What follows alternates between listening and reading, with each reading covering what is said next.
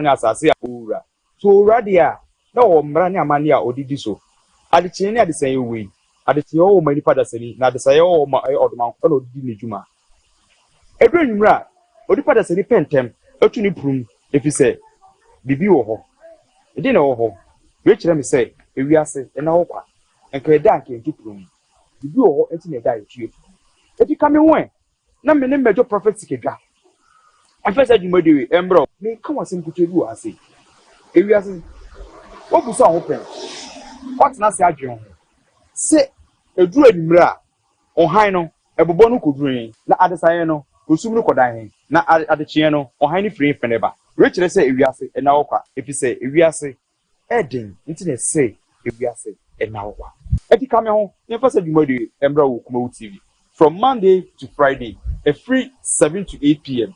Medawas.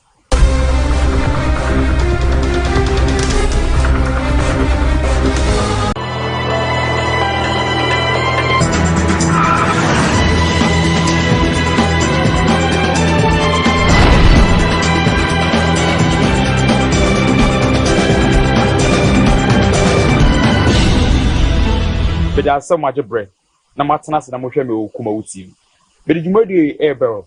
Opportunity ewiase na okwa. Ebusuya, so jitim se ewiase na okwa dia. Eka hu se ewiase yo bo soro na asase a owura. So radia na o mra ne amane a odidi so. Adechie ne adesan yewe.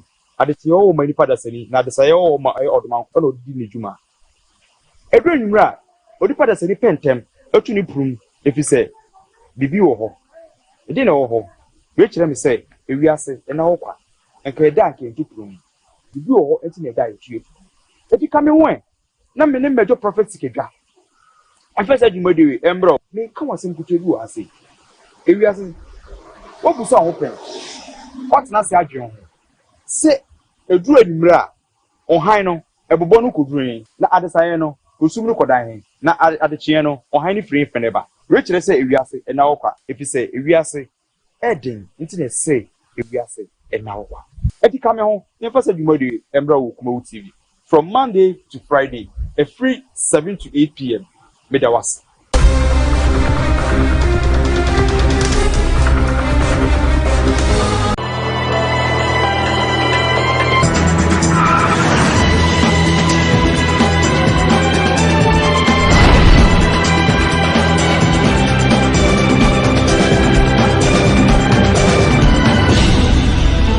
But there's so much bread. Na matana se na mohwe me KUMAWOOD TV. Bedi djumadi ebero. Opportunity ewiase na okwa. Ebusuya, so jitim se ewiase na okwa dia. Eka hu se ewiase yo bo soro na asase a owura. So radia na o mra ne amane a odidi so. Adechie ne adesan yewe. Adechie o mani pada sani na adesan o ma odoman ko na odidi ne djuma. Edro nwura odi pada sani pentem atu ni prum efise bibi wo ho. Edi na wo ho. We kire me say ewiase na okwa. Enka eda anka enti prum bibi wo ho enti na eda yetue edi kame wen na me ne mejo prophet kedwa afesa djumadi embro me ka wasem kutedu ase ewiase wo buso ho pen what na se adwen ho se eduru enimra ohan no ebobo no kodruin na adesaye no osum no kodan na adechie no ohan ni free feneba we kire say ewiase na okwa efise ewiase eden nti na say ewiase na okwa edi kame ho afesa djumadi embro wo KUMAWOOD TV from Monday to Friday a free 7 to 8 p.m. Medawas.